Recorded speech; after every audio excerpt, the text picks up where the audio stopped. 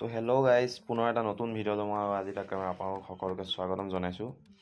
আজি আমি আলোচনা কৰিব ওলাইছোঁ আপোনাৰ অসমৰ এটা বহুত অন্যতম গুৰুত্বপূৰ্ণ নথিপত্ৰ PRC মানে অসমৰ স্থায়ী বাসিন্দাৰ প্ৰমাণপত্ৰৰ বিষয়ে আলোচনা কৰিব ওলাইছোঁ। PRC হৈছে আপোনাৰ পাৰ্মানেণ্ট ৰেচিডেন্স চাৰ্টিফিকেট, যিখন ডকুমেণ্টছ আপোনাৰ যিকোনো গভৰ্ণমেণ্ট জব বা আপোনাৰ স্কলাৰশ্বিপ আৰু আপোনাৰ এণ্ট্ৰেঞ্চ আদিৰ ক্ষেত্ৰত বহুত ইম্পৰ্টেণ্ট ডকুমেণ্টছ হয় এখন। যিসকলে এইখন এতিয়ালৈকে এপ্লাই কৰা নাই তেওঁলোকৰ বাবে মই আজি ভিডিঅ'টো লৈ আহিছোঁ।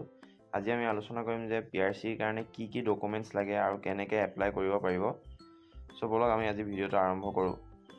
আপোনালোকে দেখা পাইছে ফৰ্মখন, এইখন অফলাইন ফৰ্ম যোনখন ফিল আপ কৰি পেলাই PRC এপ্লাই কৰা হয়। এই ফৰ্মখনৰ আপোনাৰ ডিটেইলছখিনি আপোনালোকে প্ৰপাৰ আপোনাৰ নথিপত্ৰ লৈ পেলাই আপোনালোকে ডিটেইলছখিনি ভৰাব লাগিব। আজি এই ভিডিঅ'টো মই বনোৱাৰ এটা মেইন কাৰণ হৈছে যে যিখিনি ষ্টুডেণ্টে এইবাৰ হাই ছেকেণ্ডেৰী এক্সাম দিছে, তেওঁলোকে যেতিয়া গ্ৰেজুৱেশ্যন পঢ়িব তেওঁলোকৰ PRCখন বহুত বেছি ইম্পৰ্টেণ্ট হ'ব, কাৰণ তেওঁলোকে PRC হ'লেহে যিকোনো ধৰণৰ স্কলাৰশ্বিপ আদি আপোনাৰ এপ্লাই কৰিব পাৰিব। আৰু যোৱা বছৰ এই ক্ষেত্ৰত বহুত ষ্টুডেণ্ট প্ৰব্লেমত পৰিছিলে। বহুতে স্কলাৰশ্বিপ এলিজিবল হয় যদিও PRC নথকাৰ বাবে এপ্লাই কৰিব পৰা নাছিলে। মই আজি সেইকাৰণে ভিডিঅ'টো বনাইছোঁ, যিহেতু আপোনাৰ সকলো ষ্টুডেণ্টে যাতে PRC এপ্লাই কৰিব পাৰে আৰু স্কলাৰশ্বিপটো আপোনালোকে যাতে ল'ব পাৰে। ইয়াৰ কাৰণে চবতছে ইম্পৰ্টেণ্ট ডকুমেণ্টছ হ'ল আপোনাৰ এখন অফলাইন ফৰ্ম, যোনখন অফলাইন ফৰ্ম মই আপোনালোকক স্ক্ৰীণত দেখাইছোঁ। এই অফলাইন ফৰ্মখন ফিল আপ কৰিব লাগিব আৰু তাৰ লগত লাগিব আপোনাৰ ফটো কপি, ষ্টুডেণ্টৰ আপোনাৰ ফটো কপি লাগিব। আৰু আপোনাৰ লাগিব খাজানা ৰচিদ, আপ টু ডেট খাজানা ৰচিদ লাগিব।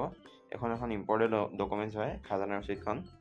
খাজানা ৰচিদখন লাগিব আপোনালোকৰ মাটি বাৰীৰ এটা আপোনাৰ প্ৰমাণপত্ৰ হিচাপে লাগিব।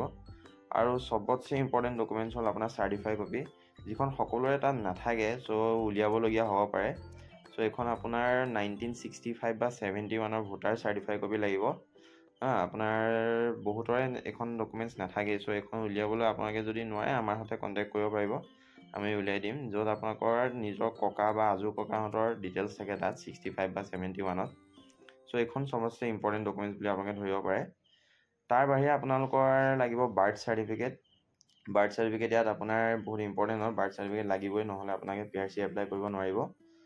আৰু তাৰ লগত লাগিব আপোনালোকৰ মেট্ৰিকৰ মাৰ্কশ্বিট নহ'লে চাৰ্টিফিকেট নহ'লে এডমিট, এই তিনিটাৰ ভিতৰত যিকোনো এটা লাগিব।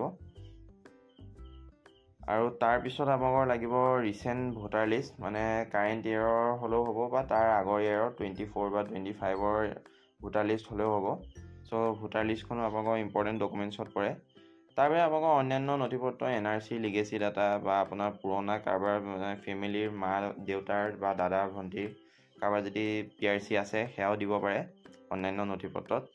আৰু লাগিব আপোনালোকৰ আধাৰ কাৰ্ড লাগিব। Aadhaar card as address proof, identity proof হিচাপে আধাৰ কাৰ্ড লাগিব। আৰু বাকী কপি অফ পাছপৰ্ট, সেইটো আপোনাৰ এচেঞ্চিয়েল নহয়, যদি আছে দিব পাৰে, নাথাকিলেও প্ৰব্লেম নাই। আৰু এমপ্লয়মেণ্ট এক্সচেঞ্জৰ কাৰ্ড, এইটো আপোনাৰ ইমান এটা ইম্পৰ্টেণ্ট নহয়, যদি আছে দিব পাৰে। এইখিনি ডকুমেণ্টছ হ'লে আপোনালোকে PRC এপ্লাই কৰিব পাৰিব। আজিলৈ ভিডিঅ'টো ইমানতে শেষ কৰিলোঁ। যদি ভিডিঅ'টো ভাল লাগিছে ছাবস্ক্ৰাইব কৰিব আৰু লাইক কৰিব।